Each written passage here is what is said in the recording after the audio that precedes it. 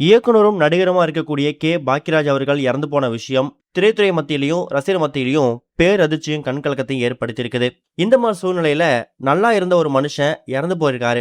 அவர் இறந்து போறதுக்கு முந்த நாள் இரவு அவர் என்னென்ன விஷயங்கள் பண்ணிருக்காரு, தூங்காம நள்ளிரவுல எதை பத்தி யோசிச்சிருக்காரு, இது மாதிரி பல விஷயங்கள் அதிர்ச்சி தகவலா இப்ப வெளியே வந்திருக்குது. அதோட விவரத்தை தான் இந்த உள்ள பார்க்க போறோம். தமிழ் சினிமால பாரதி ராஜாவுக்கு அடுத்து பல கிராமப்புற படங்களை கொடுத்து மக்கள் கிட்ட ஃபேமஸ் ஆனவர் தான் கே பாக்கியராஜ். இப்ப அவரு தன்னோட 73வது வயசுல காலமாயிருக்காரு.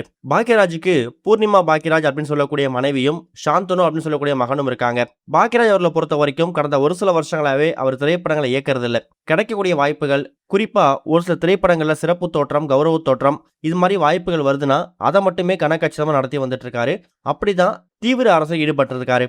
எப்போதுமே உடம்பு ரொம்ப ஆரோக்கியமாவும் ரொம்ப ஹெல்த் கான்சியஸாக இருக்கக்கூடியவர்.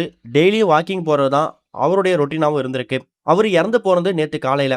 அதுக்கு 2 நாளைக்கு முன்னாடி கோவாவில் நடந்த குஷ்பு மகள் திருமணத்திலையும் கலந்துருக்காராம். அந்த ஒரு திருமணத்தை முடிச்சுட்டு அதுக்கப்புறம் சென்னை வந்திருக்காரு. சென்னை வந்துட்டு இரவு தூங்க போகிறதுக்கு முன்னாடி நேற்று ஜூன் 27ஆம் தேதி காலையில் இறந்து போயிருக்காருன்னா, ஜூன் 26ஆம் தேதி இரவு அவர் தூங்க போகிறதுக்கு முன்னாடி என்ன பண்ணியிருக்காரு, தூங்காமல் என்ன விஷயங்கள் பண்ணியிருக்காரு அப்படிங்கிறத அவங்க குடும்ப சேர்ந்தவங்க இப்போ தெரிவிச்சிருக்காங்க.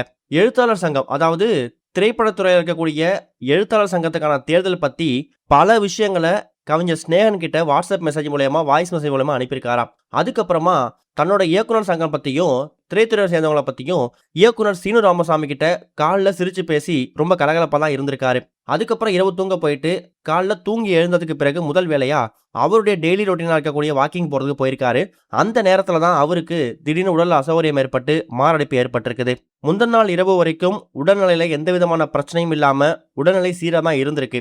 2-3 நாட்களா கோவாவுக்கும் சென்னைக்கும் மாற்றி மாற்றி அலைஞ்சது, ஃப்ளைட் ட்ரிப்பு, இந்த மாதிரி தன்னோட ஹெல்த்தை வந்து அவர் சரியா பார்த்துக்காம விட்டுட்டாரா என்னன்னு தெரியல. ஆனா தான் இறந்து போறதுக்கு முந்தின நாள் இரவு கூட மறுநாள் காலையில் தான் இறந்து போயிடும் அப்படிங்க தெரியாம எல்லாருக்கிட்டையுமே ரொம்ப சகஜமா சிரிச்சு பேசி, ஃபோன் காலில் பேசி, வாட்ஸ்அப்ல வாய்ஸ் மெசேஜ் பேசி ரொம்ப கலகலப்பா இருந்த ஒரு மனுஷன் மறுநாள் காலையில ஒரு 7-8 மணிக்கு மேல இறந்து போயிடுவார் அப்படிங்கிறத யாருமே எதிர்பார்க்கல. இதுதான் அவர் இறந்து போறதுக்கு முந்தின நாள் இரவு செஞ்சிருக்கக்கூடிய ஒரு முக்கியமான விஷயம் அப்படிங்கிறத இப்ப குடும்ப சேர்ந்தவங்க தெரிவிச்சிருக்காங்க. இது வரைக்கும் கனெக்டிங் டிவிக்கு சப்ஸ்கிரைப் பண்ணனா மறக்காம சப்ஸ்கிரைப் பண்ணிக்கங்க. உடனடி அப்டேட்ஸ் பெறுவதற்கு நோட்டிஃபிகேஷன் பெல்லையும் கிளிக் பண்ணிக்கங்க.